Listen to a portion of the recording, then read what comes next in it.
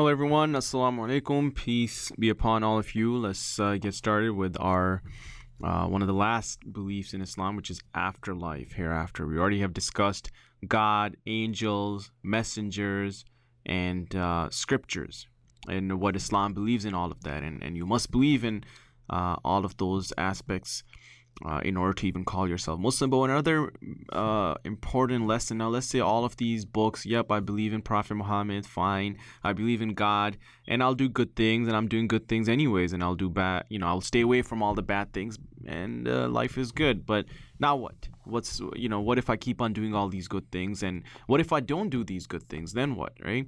So again, God knows you. He's the one who created you. He knows what's best for you. So he came up with these laws for best for this society. Now, if there's no consequences to these actions, let's say, fine, God, I love you, but you know what? I think praying 5 times a day or eating not eating for all these 30 days in the month of Ramadan, I think it's a little too much. You're being a little too harsh on me. You know what? I decided not to listen to you. Now what are you gonna do, right? If there's no consequences, you're gonna continue doing what you're doing. That is the reason why we have speeding tickets. We have punishment for let's say you kill someone, you have execution or jail for life.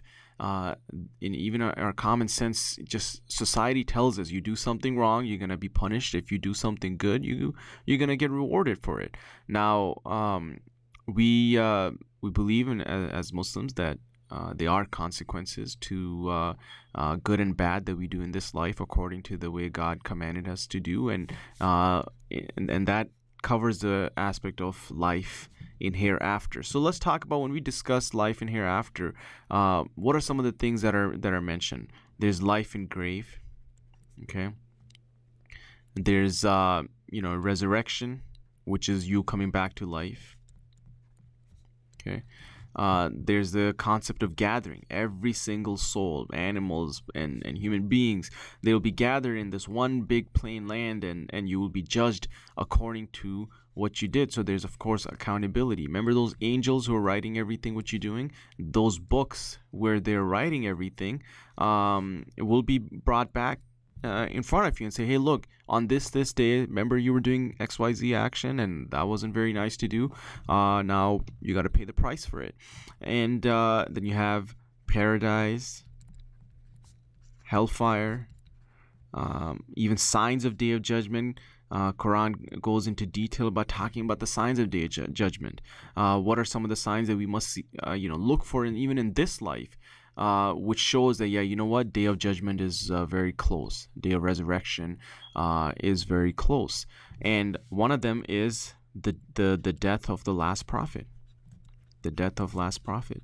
That's a big sign right there, that if Prophet Muhammad is the last messenger, and there's no prophet who's going to come after him, that is a big sign that we're close to end of time. So let's get our acts together and let's be serious. And it should also, this concept of afterlife is not just supposed to scare us, but also give us this hope that, look, there's a lot of injustice that has happened in this life. A lot of innocent people die, and what about them? You have a lot of these rich people, a lot of people who are making a lot of corruption in the land, and they don't get accounted for. They don't get punished by the law, and that is something that should give you this hope and some peace of mind that, hey, yes, I was dealt with injustice in this life, but I know that the one who created me will take care of me in the afterlife. And guess what? That life is eternal.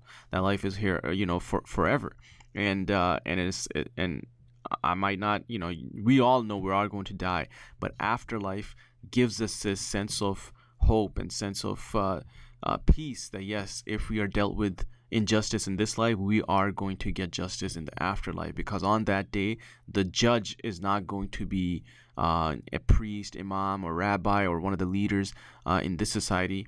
The judge will be the one who created us and created everything around us. He's the Lord of the worlds. He's going to be Allah, the God. He's the only one who is going to judge us on that day, and on that, nobody else will be allowed to even speak without his permission. Okay, so Quran is mentioning afterlife in almost every page. That is the main message of Quran, which we forgot to mention in our, when we were mentioning the scriptures. But there's three main messages of Quran that God has mentioned, and of course one of them is afterlife, right? Which we're covering right now. One of them is about Allah, right? That He is the master, accepted that we are His slaves and He is the master. And number three is the stories of previous nations, okay, previous prophets and nations, and what happened to them. And hey, guys, listen up. This is what those nations did, and this is what happened to them. If you continue on doing the same things what they did, the same thing can happen to you as well, right? So these are some of the things, some of the studies that we do when we are talking about the afterlife. Apologize for that. Okay, so this is the afterlife concept, and there's more, but of course, because of the lack of time, we're not going to be gathering every single topic in detail. That's a whole course on its own. But let's get into some of the main concepts of afterlife. We already discussed what the main purpose of afterlife is, right? There's accountability, but let's go a little bit in more detail about what Muslims believe in when it comes to the concept of afterlife. Let's start with one of the verses in Quran, verse 62 in chapter of Al-Baqarah, where God is saying, whoever believes in Allah and the last day and does righteous good deeds shall have their reward with their Lord. On them shall be no fear, nor shall they grieve. So it's a hope for us that, hey, day of judgment is coming, okay, and there will be a day where you will be accounted for what you did. But if you believe in Allah, not just doing good deeds, first concept is you must believe in God. And of course, in these few lessons, we are talking about what does it mean to even believe in God. Fine, we believe in God. Is that enough? No. You got to believe in Allah and the last day. And then on top of that, you have to do good deeds, right? And good deeds include doing good things and staying away from bad. Shall have their reward with their Lord.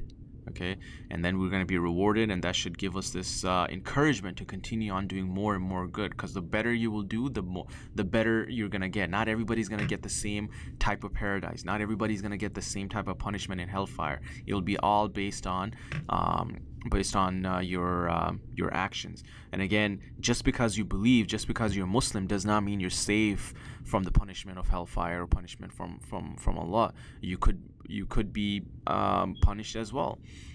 And why is that? Because you believed, but you did not do good things, and you didn't stay away from bad things.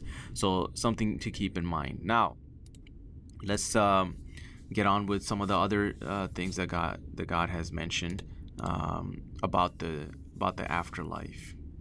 So first thing is that there's different names for the day of judgment. Okay, as we know that when you love something, like let's say in our society we love alcohol, it's intoxication, but we call it different names: wine, beer, vodka, rum, what have you, right? At the end of the day, it's all referring to the same things. But now in about hereafter, that is so important to God that He has mentioned it by different names. Okay, and it's called the day of standing. Okay, on that day, everybody will be standing. Okay, the day of accounting. Okay, the day of rising, and the day of gathering. And there's more names as well, but these are some of the names that God mentions. The day of judgment, the day of judgment, right, is one of them. Now, what's the whole purpose of it? It directs the believer it directs us to ensure our commitment. Sorry about the handwriting, but basically our commitment to do good conduct, to good things. I'll use some simple English, and stay away from bad. Okay, and that is one of the ways that we are encouraged to keep on doing good things and stay away from bad, because hey, angels are writing everything what you're doing, and you're going to be accounted for what you did in this life. Okay, and why is God reminding us all the time about about this, because we know that we are too occupied. Okay, we are preoccupied by everything that we're doing in this world, the pleasures of this world, the possessions, and the day of judgment is reminding us that this life is temporary. Okay, it's temporary, and you will be and then the afterlife is eternal, is forever. So don't be too caught up with the pleasures of this world, and know that this life is temporary, and whatever you're doing, whatever pleasures that you're doing, if you're doing it at the expense of losing out on your hereafter, then hey, it's a reminder, get your act together. Right now, an objection that a lot of people use is that, you know what, fine, I believe, but I don't know how God is going to be bringing us back to life again. I don't think he can do that. So Allah responds by a beautiful verse in Quran, which we'll mention. There's many verses in Quran where he is basically pounding this argument of people that, yeah, God cannot bring us back to life, and which is, first of all, it's important for us to reflect and ponder upon creation that is around us and our own creation as well. So let's look at one of the verses that mentions that. O mankind, this is not just addressing to people, it's addressing to mankind. If you are in doubt about the resurrection, if you're in doubt about the resurrection, yeah, God can't bring us back, then verily we have created you from dust. First of all, I'm the one who created you in the first place. Okay, and what did we create you? From dust, from sexual discharge of man and woman, then from a clot of blood, then from a little lump of flesh, some formed and some unformed meaning basically miscarriage, and that we have make so that we make it clear for you. You know, this is for you to reflect upon, that first of all, he's the one who created you in the first place. And look at what you're made out of. First of all, dust, sexual discharge, clot of blood, lump of flesh. And then we cause whom we will to remain in the womb for an appointed term. Then we bring you out as infants. Then give you growth, that you may reach your age of full strength. And among you there's who dies young. And among you there's he who is brought back to the miserable old age, so that he knows nothing after having known. This is just a whole life cycle, our whole life, in few verses that God has really portrayed in a very beautiful manner, how he created you first in the first place. And then also, hey, reflect upon your creation, and not just upon your creation, but let's look something around us. You see the earth barren, right? Barren earth, but we send down water, meaning rain, on it, and it is stirred with life, and it swells and puts forth every lovely kind of growth, right? You have dead earth. Even in winter, you see all these trees just dying, all their leaves fall off, and then in summer, all of a sudden, they're just back to life again. Allah is the one who's, remember, he is the one who's he's the Lord, right? He's the one who's sustaining us, and he's the creator, originator, sustainer, and he's the one who designed the system.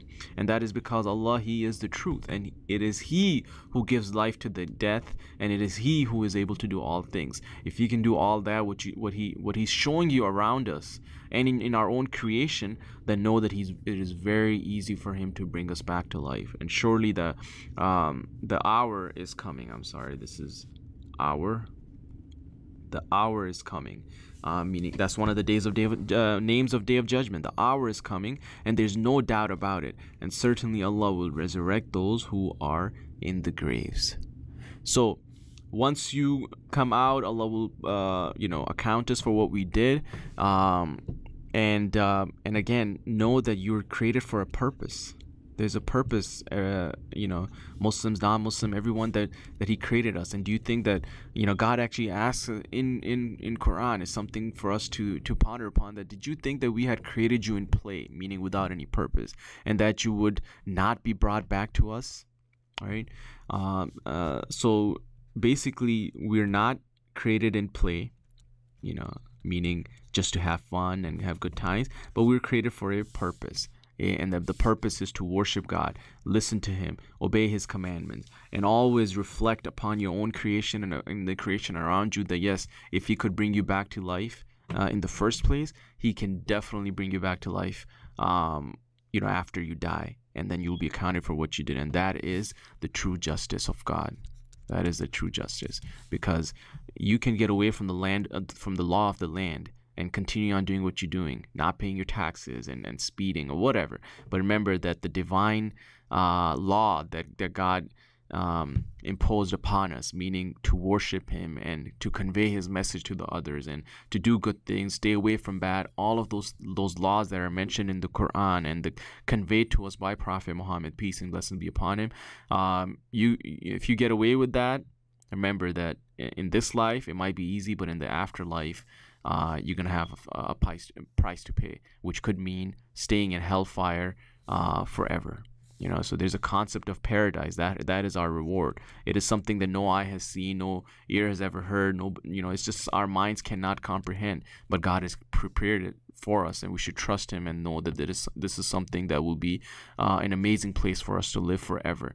And at the same time, he's also created hellfire. He's created hellfire. I should have wrote it in red.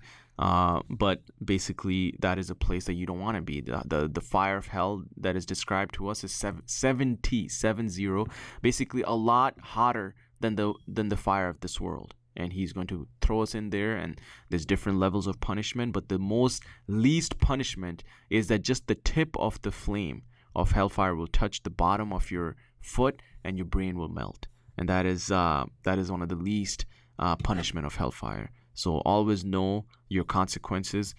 You want to continue on your life the way you're living, go ahead, but know that the hour is coming. Okay, there will be afterlife, there will be hereafter, and you will be judged according to what you did in this life. And with that, we will end. This was the basic concept. Again, we can have a whole lesson on this topic, but this is a basic concept of afterlife in Islam. And now we'll move on to the next lesson, which is the last lesson in this series of belief in Islam, which is the concept of decree, the divine will of God.